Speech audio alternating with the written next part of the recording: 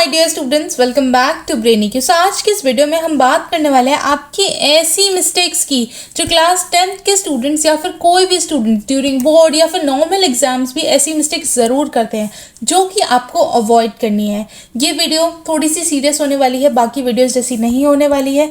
इस वीडियो में मैंने कोई स्क्रिप्टिंग भी नहीं करी है, मैं बस कुछ चीज़ें लेकर बैठ गई हूँ, कुछ पॉइंट्स मैंने लिखे हैं और वो बस मैं आपको बताने वाली हूँ कि क्या क्या ऐसे पॉइंट्स हो सकते हैं जो कि आपको अवॉइड करने चाहिए ड्यूरिंग योर बोर्ड्स या ड्यूरिंग योर एग्जाम प्रिपरेशन भी। अगर आप किसी भी क्लास में और ये वीडियो देख रहे हो ना, तो ये आपके लिए बहुत यूज़फुल होने वाली है, क्योंकि मुझे पता है कि हर एक बच्चा एग्ज़ाम से पहले थोड़ा नर्वस होता है, थोड़ा कंफ्यूज होता है, उसे सिलेबस नहीं समझ में आता है, उसे लेक्चर्स नहीं समझ में आते एंड एट द एंड वो ऐसी बहुत सारी गलतियाँ कर देता है जो उसे शायद नहीं करनी चाहिए थी। और अगर मैं अब इस टाइम पर अगर क्लास 10th में होती ना, तो मैं ये गलतियाँ भी रिपीट दोबारा कभी नहीं करती। ये मेरी भी गलतियाँ हैं, ये मेरे बैचमेट्स की भी गलतियाँ हैं, ये आजकल के स्टूडेंट्स की भी गलतियाँ हैं। सो ये सब कुछ मिक्स करके ना जो स्टूडेंट्स करते हैं वो सब है आज इस वीडियो में। तो चलिए एक बार ना स्टार्ट कर लेते हैं। वीडियो के स्टार्ट होने से पहले ना आप लोग एक नोटबुक ले लो, जो पॉइंट्स मैं बताऊँगी ना बस उसमें रॉ पॉइंट्स नोट कर लो, ठीक है। वो आपके बहुत काम आने वाले हैं, उनका आप लिख के रखोगे, कहीं याद रहेंगे आपको। सिर्फ वीडियो देखी फिर बंद कर दी, इसका कोई यूज़ नहीं होने वाला। आप कितनी वीडियो 100 वीडियो देख लो, यूट्यूब पे वीडियोस भरी हुई हैं कि 7 मिस्टेक 1000 मिस्टेक बिफोर बोर्ड्स। उनका फ़ायदा कब होगा? जब आपको वो मिस्टेक याद रहेंगी। अगर आपको मिस्टेक्स याद ही नहीं है तो फिर फ़ायदा क्या है इन वीडियोस को देखने का? तो अगर आप ये वीडियो देख रहे हो तो सीरियसली देख लो, एक नोटबुक ले लो, एक पेन ले लो। देखो, सबसे पहले स्टार्ट करते हैं। 2 टाइप के बच्चे हैं बोर्ड्स के टाइम या कोई भी एग्जाम के टाइम। 2 टाइप के बच्चे होते हैं। देखो, एक बच्चा होता है जो बहुत ही ज़्यादा कंफ्यूज होता है। कैसे ये बच्चा कंफ्यूज है, इसको चक्कर आ रहे हैं सिलेबस देखकर, एग्जाम स्ट्रेस सब कुछ इसको हो रखा है। एंड एक बच्चा कैसा होता है, ओवर कॉन्फिडेंट। हाँ, मैं उन बच्चों की बात नहीं कर रही जो लोग कॉन्फिडेंट होते हैं, जिनका सिलेबस कंप्लीट होता है। ऑब्वियसली मुझे नहीं लगता कि 90% बच्चे ऐसे हैं इस वीडियो को देखने वाले। 10% बच्चे ऐसे हो सकते हैं। ये वीडियो उनके लिए भी है, ये मिस्टेक्स वो भी करते हैं, वो भी कहीं ना कहीं ये ओवर कॉन्फिडेंट वाली कैटेगरी में आ ही जाते हैं, ठीक है। तो अगर आप इनमें से कोई भी स्टूडेंट हो ना, तो ये वीडियो बनी है आपके लिए 100%।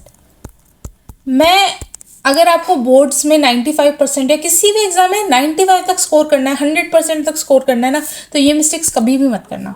आइए, सबसे पहली मिस्टेक क्या है? देखो, रॉ पॉइंट्स लिखे हैं, मैंने कुछ नहीं लिखा है यहाँ पे, रॉ पॉइंट्स हैं। ये पॉइंट्स आप भी नोट कर लो अपनी नोटबुक में, जो भी आपने लिया है अभी, ठीक है। सबसे पहले स्टडिंग विदाउट प्लान। देखो, सबसे बड़ी मिस्टेक क्या होती है ना, बच्चे क्या करते हैं, बिना किसी प्लानिंग के पढ़ने बैठ जाते हैं।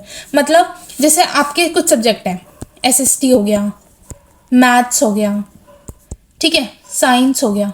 अब आप लोग क्या करेंगे, बिना किसी प्लानिंग के, ना कोई टाइम टेबल बनाया, ना सब्जेक्ट प्लानिंग करी। चलो टाइम टेबल तो ऐसा होता है, रॉ टाइम टेबल बना लेते हैं बच्चे कि सुबह 6 बजे उठेंगे, सुबह 5 बजे उठेंगे, सुबह पढ़ेंगे, शाम को पढ़ेंगे, 10 घंटे पढ़ेंगे, 12 घंटे पढ़ेंगे, पढ़ कुछ नहीं पाते। कुछ ऐसे टाइम टेबल होते हैं जैसे कि 1 वीक टाइम टेबल, मैं उसे कहती हूँ। 1 वीक टाइम टेबल में आपको क्या करना होता है ना, कि आपको अपने सब्जेक्ट लिखने होते हैं, जैसे maths, Hindi, English, SST, science, ठीक है। अब आपको प्लान करना है कि मंडे को मैं मैथ्स और साइंस पढ़ूंगी, ट्यूसडे को साइंस और इंग्लिश पढ़ूंगी, वेडनेसडे को कुछ और पढ़ूंगी, थर्सडे को कुछ और। सो इसको ना, जब भी आप प्लानिंग करो ना, तो 1 वीक प्लानिंग करो, फुल 1 वीक आप अपना प्लान कर लो। संडे को बैठ जाओ,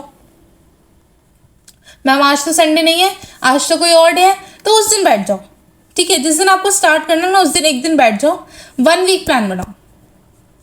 ऐसा नहीं है कि हर बार पढ़ने बैठ रहे हैं तो सोच रहे हैं हमारे पास प्लान नहीं है तो पहले प्लान बना रहे हैं। नहीं, ये प्लान आपको प्रायर बना के रखना है। 1 वीक प्लान बना लो, ठीक है। डे देखो, टाइम देखो और उस दिन वो पढ़ो। अगर बिना प्लानिंग के पढ़ने बैठोगे ना, तो आप क्या हो जाओगे, कंफ्यूज हो जाओगे, इस बच्चे जैसे बन जाओगे। और बिना प्लानिंग के आप इस बच्चे जैसे ही बन सकते हो। क्यों? सारा दिमाग में खिचड़ी हो रहा है। मैथ्स पढ़ ली, फिर साइंस पढ़ ली, फिर SST पढ़ ली, सारी खिचड़ी बन गई। फिर आप ऐसे बन गए, आपको तो लगा मैंने सब पढ़ लिया, लेकिन आपने कुछ पढ़ा नहीं, आपको कुछ नहीं याद रहा। नेक्स्ट पॉइंट देखो, ओनली रीडिंग नॉट प्रैक्टिसिंग। मतलब आप सिर्फ रीड करे जा रहे हो, ठीक है। आपने रीड कर लिया, ये बुक है आपकी, ये बुक है, इसमें बहुत सारा टेक्स्ट दिया हुआ है, इतना सारा टेक्स्ट दिया हुआ है।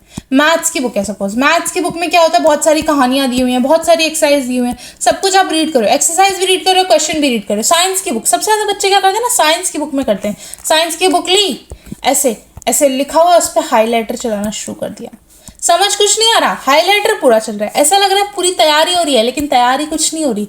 अनलेस एंड अनटिल आप क्वेश्चन प्रैक्टिस नहीं करोगे ना, तब तक कोई फर्क नहीं पड़ने वाला। आप पूरी एनसीईआरटी रंगीन कर दो, सबको लगेगा आपने बहुत पढ़ा है, आपको भी लगेगा आपने बहुत पढ़ा है, लेकिन अल्टीमेटली प्रैक्टिस तो आपने कुछ नहीं की ना, सिर्फ रीड करते रह गए। रीडिंग करो, एक बार करो, हाईलाइटर नहीं तो पेंसिल से अंडरलाइन करो, जो जो पॉइंट्स हैं उनको याद रखो, बार बार रिवाइज करते रहो एंड क्वेश्चन प्रैक्टिस करो। हम लोग क्वेश्चन प्रैक्टिस ब्रेनी के ऊपर भी देते हैं, इंस्टाग्राम पे भी देते हैं, इंस्टाग्राम को फॉलो कर सकते हो। इंस्टाग्राम को फॉलो करने के लिए नहीं है वीडियो, नहीं करना तो मत करना, कोई बात नहीं। देखो, इग्नोरिंग PYQ, ठीक है, PYQ को बच्चे इग्नोर कर देते हैं। कई बच्चे सोचते हैं PYQ तो आते ही नहीं होंगे, एग्जाम पैटर्न बदल गया, एग्जाम सेम है, ठीक है। आपके स्कूल एग्जाम हो गए, आपके बोर्ड्स हो गए, हर जगह PYQs बहुत इंपॉर्टेंट होते हैं। टीचर कहीं से नया क्वेश्चन तो नहीं दे देगा ना, नई बुक आ गई तो क्या हुआ, सिलेबस तो वही है ना, चैप्टर्स तो वही है तो लीनियर इक्वेशन ही थोड़ा सा अलग तरीके से लिख दिया बुक ने। PYQs VVIP होते हैं, बहुत इंपॉर्टेंट होते हैं, ठीक है। एग्जामिनर हमेशा ना PYQ की तरह ही सोचता है, वो भी PYQ लेकर ही कभी कभी क्वेश्चन पेपर बनाता है, ठीक है। तो PYQ कभी मत छोड़ो अपने एग्जाम में, ये आपका बहुत ही इंपॉर्टेंट पॉइंट है, ठीक है। अब ये देखो, मैंने रेड से क्या लिख रखा है, सब ब्लैक से लिख रखा है, एक पॉइंट है जो रेड से लिख रखा है, इतना इंपॉर्टेंट है, प्रोक्रेस्टिनेशन।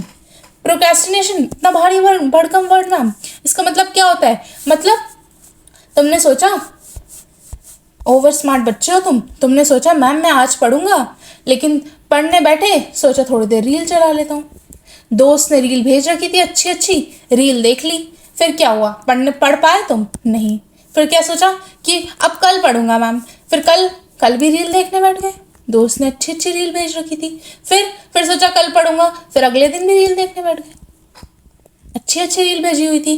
तो इससे अल्टीमेटली तुम क्या बन जाओगे, यही बन जाओगे, पेपर आएगा एक रात पहले ऐसे कंफ्यूज रहोगे।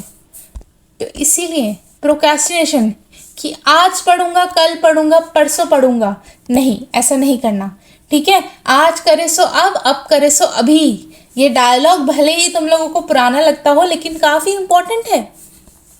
अगला पॉइंट देखो, मेकिंग रॉन्ग स्टडी चॉइसेस, मतलब इसका क्या मतलब है मैम, स्टडी चॉइसेस कैसे रॉन्ग हो सकती है, पढ़ाई कैसे गलत हो सकती है।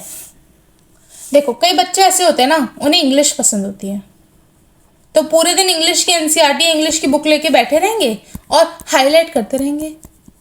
साइंस बहुत पसंद है मैम हमें, साइंस ले ली, साइंस की बुक हाईलाइट। मैथ्स हमें नहीं पसंद मैम, आप मैथ्स पढ़ाते हो बिल्कुल नहीं पसंद, हमें सम सॉल्व करना नहीं आता, लीनियर इक्वेशन का कोई क्वेश्चन आ जाए अलजेब्रा का, हम अटक जाएंगे उसमें, तो वो पढ़ते ही नहीं है कई बच्चे, ठीक है। जो सब्जेक्ट नहीं पसंद ना, वो पढ़ेंगे ही नहीं। तो इससे क्या होगा, इससे क्या आपकी तैयारी अच्छी हो रही है, आप ओवर स्मार्ट हैं और ये दोनों ही बन गए आप तो, ठीक है। मैथ्स में ये बन गए, बाकी सब्जेक्ट में ये बन गए, तो क्या ही गलती होनी चाहिए, सिर्फ वो सब्जेक्ट पढ़ना जो आपको पसंद है। इससे आप 95% कैसे स्कोर करोगे, हर सब्जेक्ट का अपना स्कोर होता है, अगर मैथ्स में मार्क्स कम होंगे तो ओवरऑल परसेंटेज भी कम हो जाएगी। या फिर अगर आपको साइंस नहीं पसंद, कई बच्चों को हिंदी नहीं पसंद होती, वो कभी हिंदी नहीं पढ़ते, मैं पूछ लूँगी ना बड़ी ई की मात्रा क्या होती है, छोटी ई की मात्रा होती है, तो कई बच्चे वो भी नहीं बता पाते। तो ऐसा मत करो, बोर्ड्स में बहुत इंपॉर्टेंट होती है आपकी हैंड राइटिंग, स्पेलिंग्स, एग्जामिनर को आपका एग्जाम पेपर कैसा दिख रहा है, बहुत ही ज़्यादा इंपॉर्टेंट है।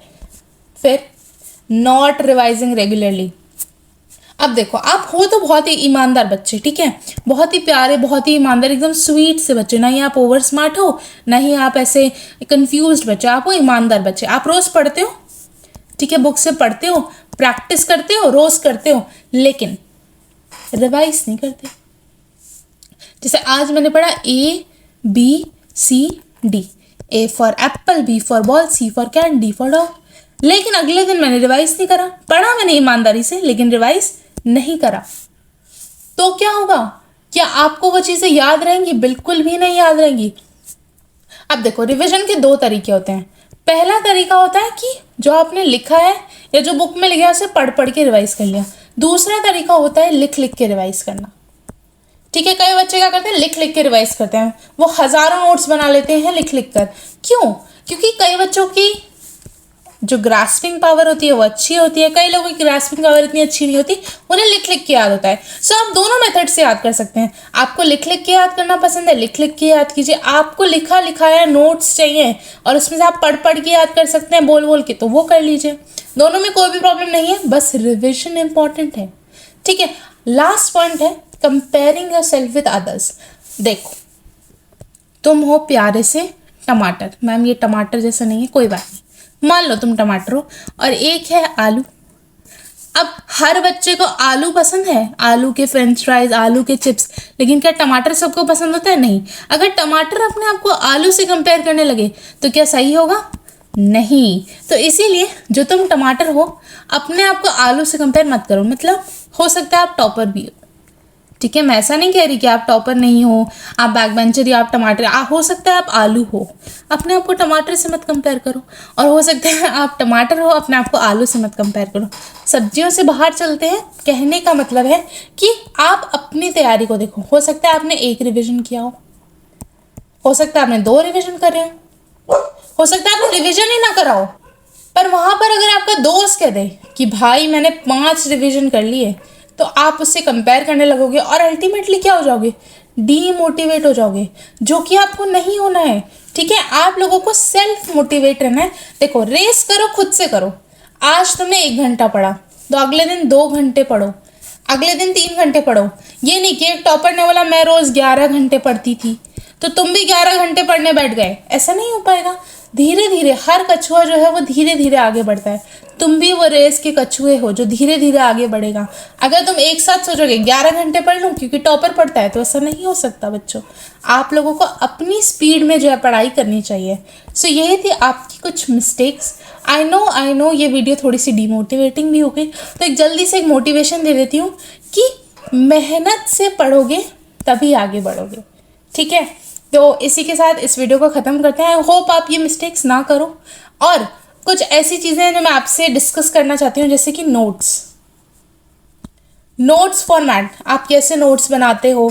ठीक है, आपको कैसे नोट्स बनाने चाहिए, बोर्ड्स के लिए कैसे तैयारी करनी चाहिए। PYQ कहाँ से पढ़े मैम?